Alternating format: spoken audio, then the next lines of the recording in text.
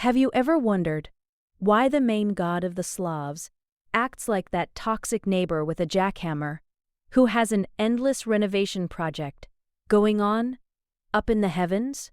While other gods were busy with love or art, or at least agriculture, Perun was methodically turning the planet into his personal firing range. Today, on the Archive of Hidden Facts, we're going to find out, was Perun the great defender of Russia, or just a high-ranking thug with an endless supply of lightning bolts and a very poor sense of self-control? We'll open his personal file, break down his electricity bills, and figure out why his firing from the Pantheon was so dramatic. Let's go!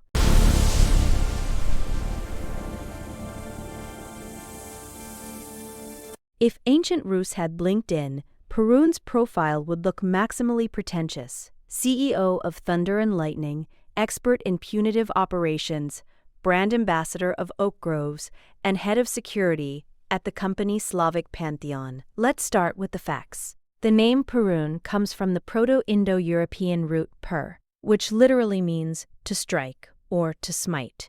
So, this guy was programmed from birth, not for creation, but for high-quality demolition. This is not the god you go to complain about unhappy love.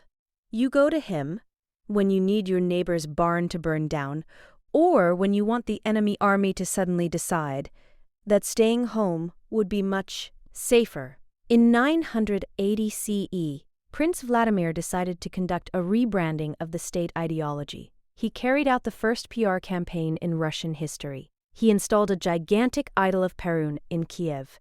And this was the luxury segment. The body was made of wood, the head of pure silver, and the mustache of gold. Why? So that everyone entering the city would understand this company can afford security. But here's the real question. Was this cult genuine faith, or just an attempt by the princes to justify their harsh management style? Because Perun is the god of the warrior retinue, the god of power, the god of those who strike first and ask later, "Who the hell are you?"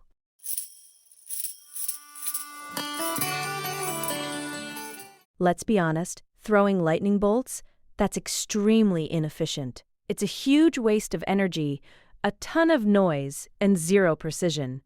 But Perun didn't need precision. He needed hype.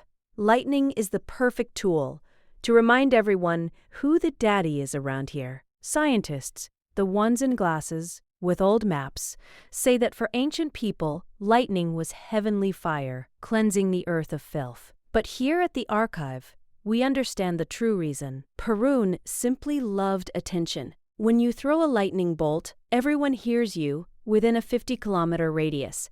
It's like that guy in a souped-up car with a subwoofer speeding through your neighborhood at 3 in the morning. You don't respect him, you curse him, but damn it, you know he exists. Interesting historical fact. After a thunderstorm, people often found strange oblong stones.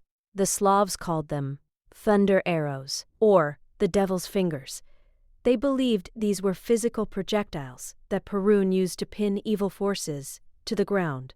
In reality, these are belemnites, fossilized remains of ancient mollusks. But Perun's marketing team worked brilliantly. Even trash that lay buried in the earth for millions of years, they somehow managed to turn into his merch.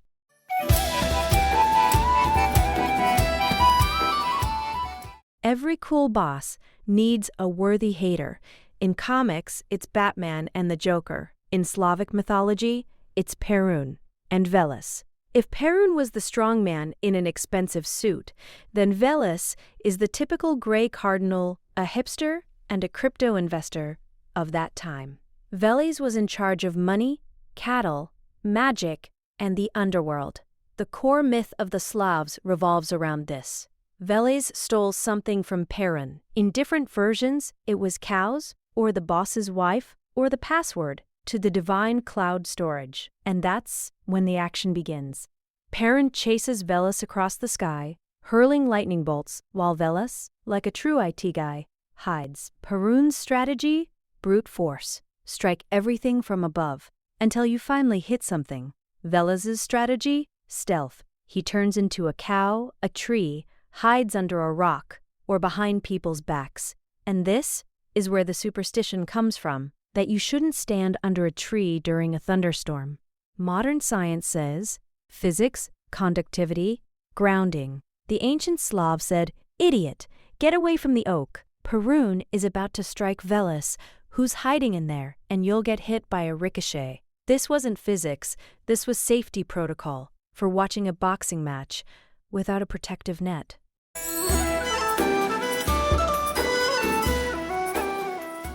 Let's analyze the KPIs of our Thunderer. As a god of war, he was flawless. His attributes, the axe, and the mace, are not tools for delicate surgery. They are tools for argumentation in the "I'm right because my axe is bigger" style. The princely retinue adored him. Why? Because Perun gave legitimacy to their actions. When Prince Igor signed a treaty with Byzantium, his warriors swore an oath by Perun. To break such an oath, it's not just paying a fine, it's getting a short circuit in the head area, right in the middle of lunch. But outside the princely court, Perun's popularity was debatable. A simple plowman from near Chernihiv looked at the sky and thought, "There he goes again, that golden mustache troublemaker. Now hail will destroy all the crops, and I'll have to explain to my family why we're eating weeds while Perun chases Veles." Perun was the god of the elite. He was loud and expensive. He demanded bloody sacrifices, sometimes even human if the chronicles of Vladimir's pagan reform are to be believed. He was that CEO who demands everyone walk the line while he flies over the office in a helicopter. Cool? Yes. Useful for the average employee? Doubtful.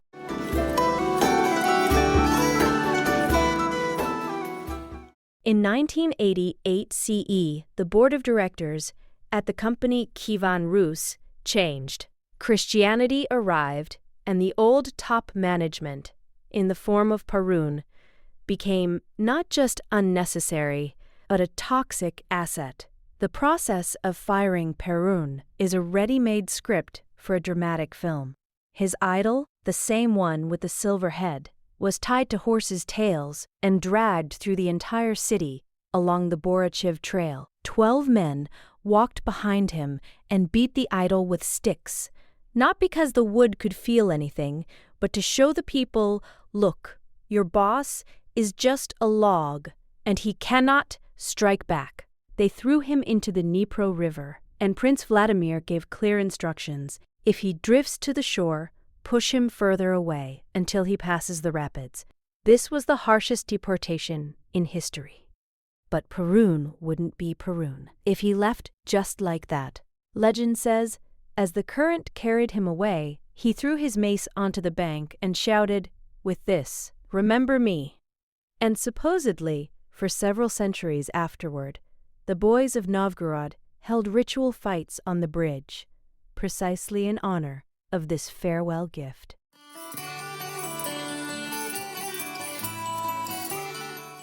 You think Perun just vanished? Oh, think again. Guys like that don't leave the stage, they just change their passport.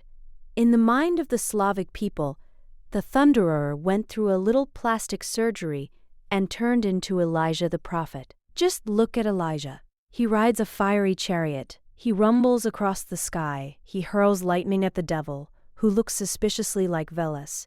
He protects warriors. Even his feast day, August 2nd, is basically a disguised ancient day of Perun. The Slavs turned out to be smarter than the system. They officially accepted the new religion, but when a thunderstorm rolled in, they'd whisper, "Oh, Ilyusha is chasing the sinners." But deep down, everyone knew it was the same guy with the golden mustache. He just traded his old wheels for a newer model. Here's the hidden fact. The ban on swimming after August 2nd, you know, Elijah peed in the water, or the deer cooled it down, is actually an echo of the ancient fear of Perun. Lightning strikes the water becomes charged or cold. Even 1,000 years later, we're still following safety rules, invented by fans of Perun.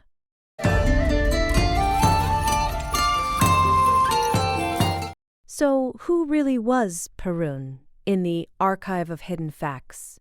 If you strip away the hype and the pomp, Perun is the embodiment of primordial energy, the kind of energy that humans have always feared and always wanted to own. He was a loud braggart, because back then power couldn't be quiet. If you don't rumble across the whole sky, you simply don't exist. Was he cool? Absolutely rewardedly. He created the archetype of the protector, the warrior, the man of his word, and his axe. Was he a guy who just loved lightning? Oh yeah. But that very passion for fireworks made him the most recognizable brand of Slavic paganism. Perun is a reminder for all of us. You can be as wise as Veles or as kind as Lada, but when a real storm hits, everyone looks at the one who knows how to tame the lightning. So, friends, what do you think? Was Perun really protecting our lands with his lightning bolts? Or was he just having fun scaring sinners and Veles? Write in the comments, thunder and lightning, if you made it to the end. And don't forget to subscribe to the Archive of Hidden Facts, because here we unearth the truth, even from beneath the deepest layers of ash, of the most ancient sanctuaries. See you next time.